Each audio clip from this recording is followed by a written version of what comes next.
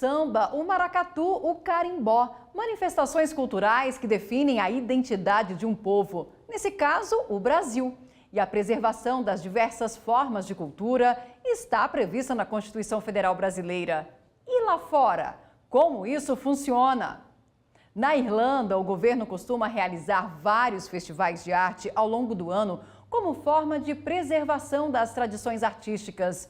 Mas o país abriu as portas também para outras culturas. A Vanessa mora em Dublin e vai mostrar pra gente que o irlandês também pode ter samba no pé.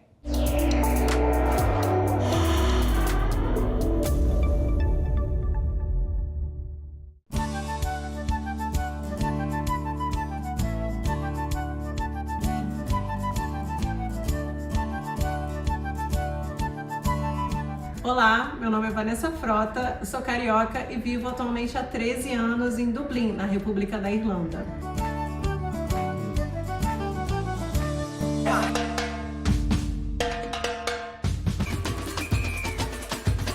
Sou professora de samba, passista e também rainha de bateria, de uma bateria aqui da Irlanda, formada em sua maioria por irlandeses estrangeiros e uma parcela de brasileiros. Sou organizadora de workshops, de oficinas de samba e trabalho trazendo um pouco da cultura brasileira através do samba. Eu já desfilava nos carnavais cariocas desde 2009 e quando eu cheguei aqui eu senti muita falta de me conectar com a cultura, com as nossas origens e principalmente com o que eu vivia, que era o carnaval. Todo ano retorno ao Rio de Janeiro, ao Brasil, para fazer mais imersões culturais, para fazer mais aulas, especializações, para continuar trazendo a cultura com respeito, com conhecimento e com a essência, né, do nosso Brasil e do nosso Rio de Janeiro. Hoje a Rio Soul Samba tem uma gama de figurinos, todos produzidos no Brasil, todos realmente lindos e de muito bom gosto, mas nem tudo começou assim. As minhas primeiras apresentações foram com fantasias emprestadas, né? Eu não tinha como investir naquele momento. Estamos buscando apoio, já buscamos através da Embaixada Brasileira, através de apoio cultural. Infelizmente ainda não tivemos sucesso, mas a ideia é que a gente procure aplicando tanto com a embaixada, tanto com os órgãos locais. Na Irlanda existem algumas iniciativas e leis de incentivo à cultura que visam apoiar tanto artistas quanto projetos culturais. Além disso, a Irlanda, principalmente Dublin, a capital da República da Irlanda, se tornou uma cidade muito cosmopolita, onde vê-se expressões culturais de diferentes países, com diferentes imigrantes de diferentes regiões do mundo. E com isso, ela tem também um evento durante o ano, que é o Culture Night, que celebra um pouco das culturas, além também do Festival do St. Patrick's, que é o festival oficial da Irlanda, onde nos últimos anos ela começou a trazer também expressões culturais de outros países.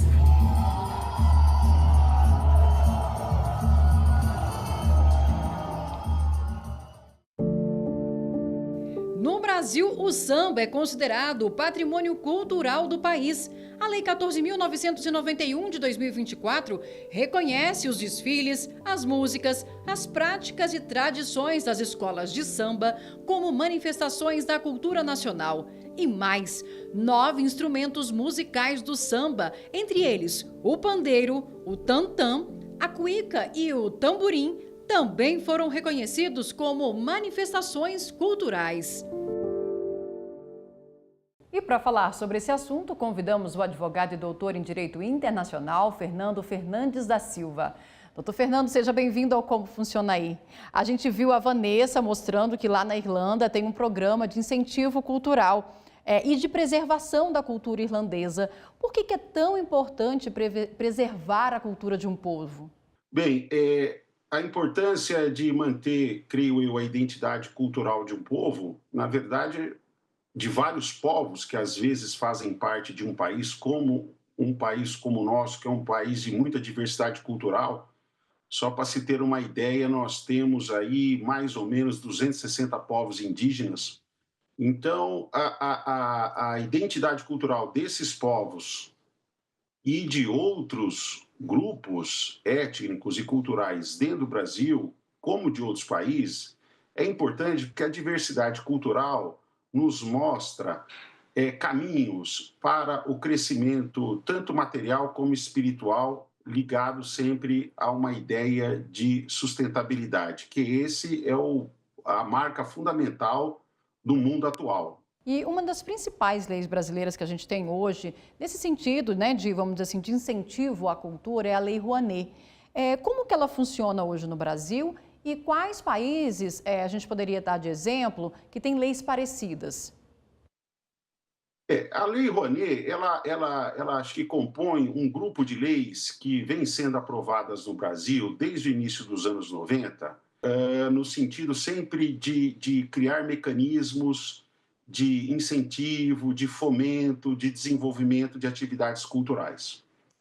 E a Lei Rouanet é uma das principais leis nesse grupo de leis aqui que eu acabei de mencionar, no sentido de que ela tem 3 instrumentos importantes de fomento à cultura no Brasil, que é o Fundo Nacional de Cultura, o Fundo de Investimentos Cultural e Artístico e, principalmente, o incentivo a projetos culturais, que permite que pessoas físicas e jurídicas façam deduções de parcelas do imposto de renda,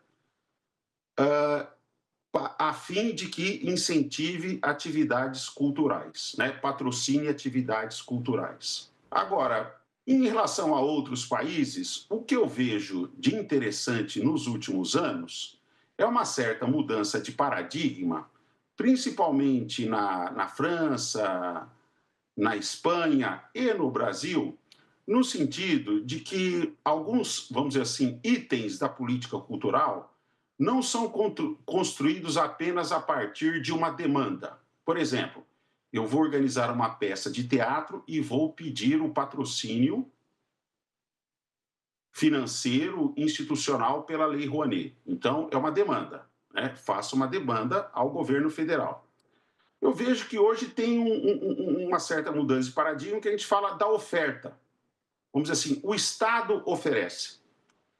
E essa mudança de paradigma a gente percebe muito na França e na Espanha, que são países ricos do ponto de vista cultural, principalmente do ponto de vista material, principalmente a França, que deve ter, em média, somando monumentos, museus, etc., acho que mais de 10 mil em linhas gerais.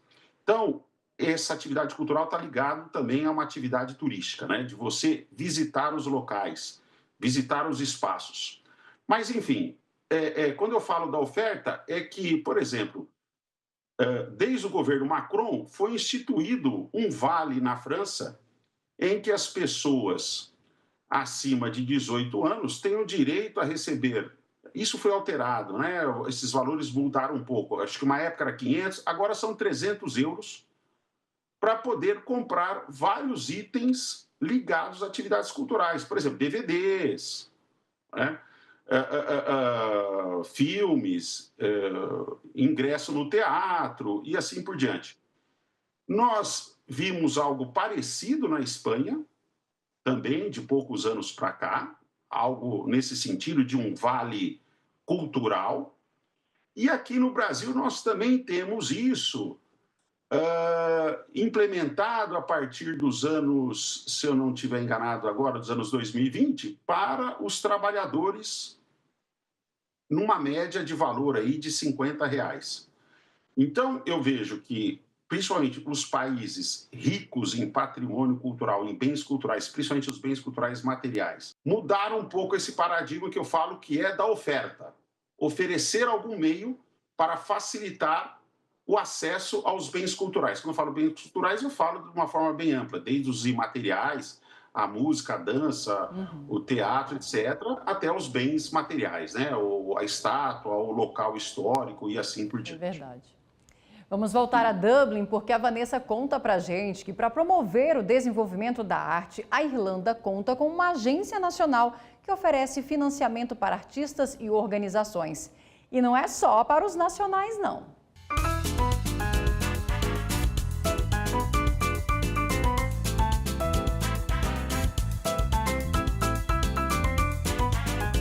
O o Art City Council, que é o Conselho de Artes da Irlanda, oferece alguns subsídios e financiamentos tanto para artistas quanto projetos culturais. Através deles são necessário o preenchimento dos applications, né, que a gente fala, são formulários, e estão disponíveis para diferentes níveis profissionais de artistas. Eu particularmente nunca apliquei, porém conheço pessoas, artistas, que já aplicaram tanto aqui quanto no Brasil e disseram que é um processo menos burocrático e mais amigável para fazer essas aplicações. No Brasil eles tinham realmente muita dificuldade de receber apoio, quanto aqui pessoas de diferentes níveis de profissionais da dança conseguiram esse subsídio do governo irlandês. O nosso Brasil é de uma diversidade imensa de cultura e a minha vontade é realmente explorar outras áreas para a gente continuar trazendo diferentes expressões culturais do nosso país, não apenas o samba. E a Rio Soul Samba já começou esse processo através do Brasil Experience, onde a gente trouxe diferentes expressões culturais, tanto do frevo, da capoeira, o funk, o axé, através de diferentes grupos de brasileiros que atuam na área e são dançarinos aqui na Irlanda. Trouxemos também o forró e a ideia é que a gente continue crescendo, levando um pouquinho da diversidade cultural, da riqueza do nosso país aqui para Irlanda. Para quem quiser saber mais informações, eu aconselho a entrar no site do Art City Council e buscar na parte de application para esses projetos culturais. Desejo muito boa sorte. Muito obrigada, TV Justiça, e como funciona aí, por me permitir passar um pouquinho do meu trabalho com a cultura do samba e com a cultura brasileira aqui na Irlanda, através da Rio Soul Samba. Muito obrigada e até breve. Doutor Fernando, vamos explicar um pouquinho como funciona a política cultural brasileira? Além da Lei Rouanet, em 2022 foi aprovada a Lei 14.399, que institui a Política Nacional Aldir Blanc de Fomento à Cultura, que é uma lei que permite o repasse de verbas, de recursos financeiros da União para os estados e municípios, para que eles possam construir as suas políticas culturais. E, na construção dessa política, permite, então, uma descentralização, e essa descentralização não fica só ligada a uma ideia, por exemplo, do samba, que é uma manifestação cultural de dimensão nacional. Pode ser algo muito restrito a uma cidade ou uma região, ou seja, a proteção de algum tipo de manifestação cultural, que um município pode promover ou um consórcio de municípios pode promover, e ao se fazer isso, também se protege a cultura local e mantém a diversidade cultural naquele aspecto que eu vinha comentando desde o começo. O fundamental de uma política nacional de cultura é manter a diversidade cultural. Vamos fazer agora um breve intervalo e a gente volta já já.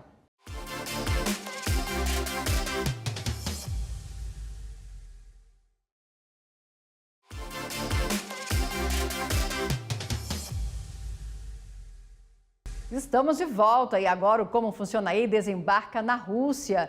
Entre as principais tradições culturais do país está um estilo de dança também, o balé.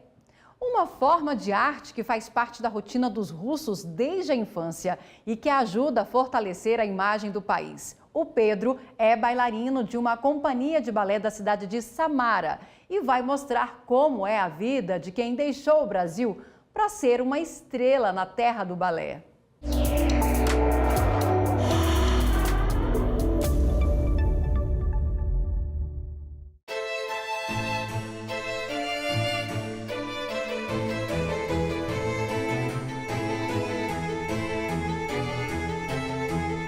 Olá pessoal, eu me chamo Pedro Seara e eu trabalho na Rússia, em Samara, há 3 anos e hoje eu tô aqui para contar para vocês um pouco sobre a minha história com a dança.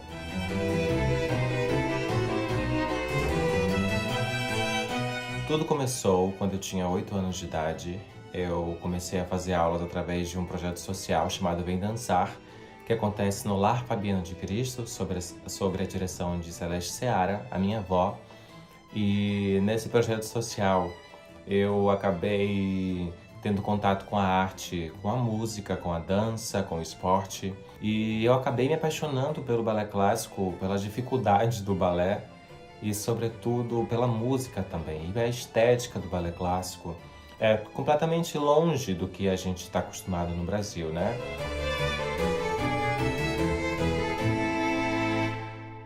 E em 2011 eu me mudei de Itabuna para Santa Catarina. E quando eu conheci o Bolshoi, eu fiquei assim encantado, porque é uma estrutura que a gente não está acostumado mesmo, assim.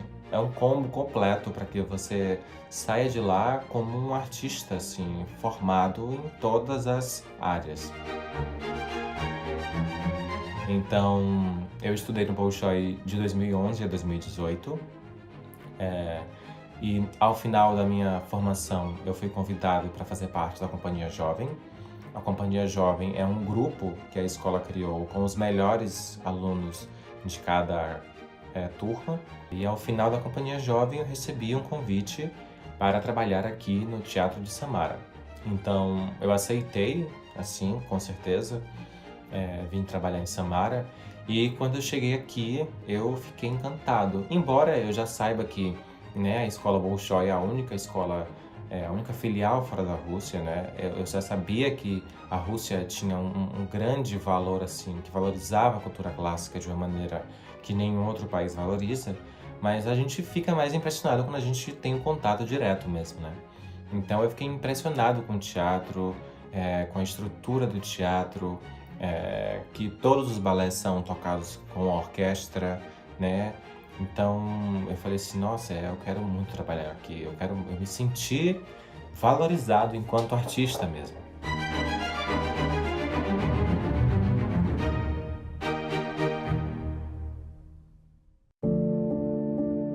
O artigo 215 da Constituição Federal Brasileira estabelece que o Estado garantirá a todos o pleno exercício dos direitos culturais e acesso às fontes da cultura nacional, e apoiará e incentivará a valorização e a difusão das manifestações culturais. Além disso, protegerá as manifestações das culturas populares, indígenas e afro-brasileiras e das de outros grupos participantes do processo civilizatório nacional. Voltamos a conversar sobre esse assunto com o advogado e doutor em Direito Internacional, Fernando Fernandes da Silva. Doutor Fernando, a gente viu a história aqui do Pedro, né, que saiu do interior da Bahia, foi para Santa Catarina, hoje está na Rússia.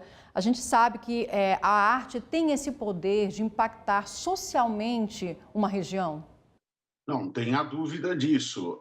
A arte, na verdade, é uma, como nós dissemos muitas vezes, é a expressão de uma cultura.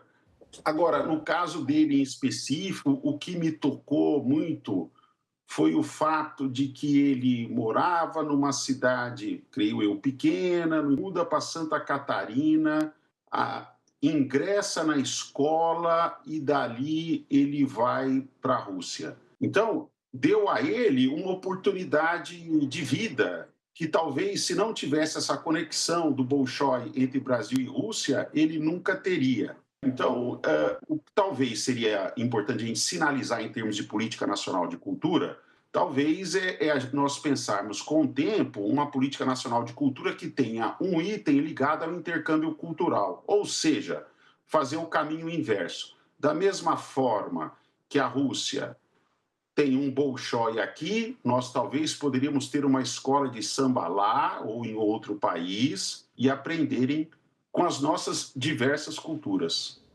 Vamos voltar à Rússia, porque o Pedro mostra agora que o governo não mede esforços para investir na promoção da cultura do país.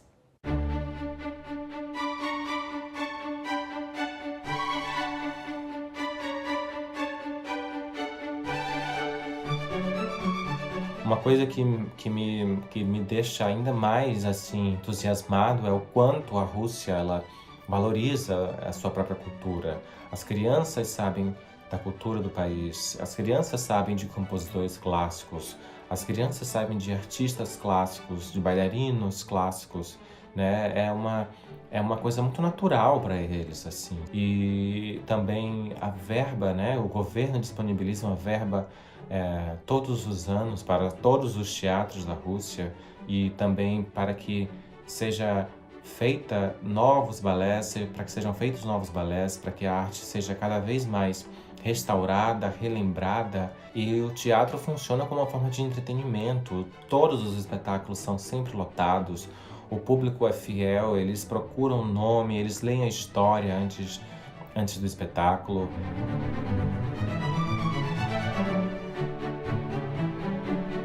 Então o teatro se torna um lugar assim de cultura, de conhecimento, né? Eu sempre digo que o teatro é como se fosse uma grande biblioteca. Tem tudo aqui.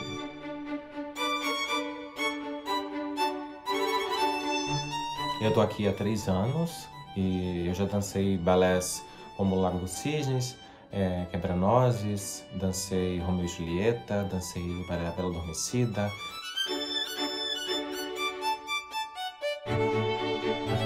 Eu tenho o maior prazer em dizer que eu sou bailarino e que eu trabalho na Rússia e que hoje eu me tornei um primeiro bailarino dentro de um teatro, um brasileiro que se tornou um primeiro bailarino dentro de um teatro, que conquistou prêmios em competições nacionais e internacionais. É um prazer enorme poder falar sobre o meu trabalho. Eu amo poder falar sobre o meu trabalho para vocês, sobre a cultura do país que eu vivo.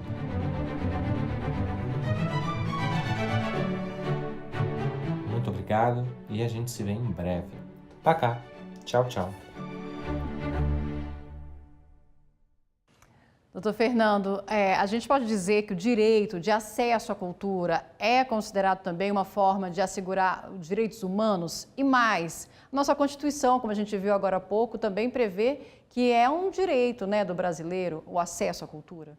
Sim, o direito à cultura eu entendo como uma modalidade de direitos humanos, porque os direitos humanos, assim, na sua raiz, o seu denominador comum, o principal valor que se protege e depois todos os outros, vamos dizer assim, se originam dele, é a proteção da dignidade humana. E a dignidade, no meu entendimento, é a capacidade que a pessoa tem de desenvolver as suas potencialidades. É fundamental que o direito à cultura seja exercido para que as pessoas possam desenvolver as suas potencialidades, como nós vimos nas 2 matérias precedentes, tanto em relação à Irlanda como em relação à Rússia.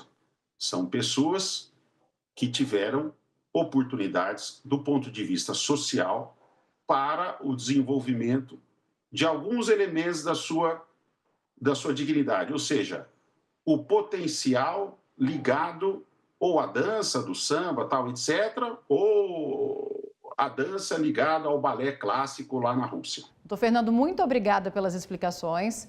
E a gente fica por aqui preparando a nossa próxima viagem. Siga a gente nas nossas redes sociais. É só digitar @Rádio ITV Justiça que você encontra tudo lá. Até a próxima.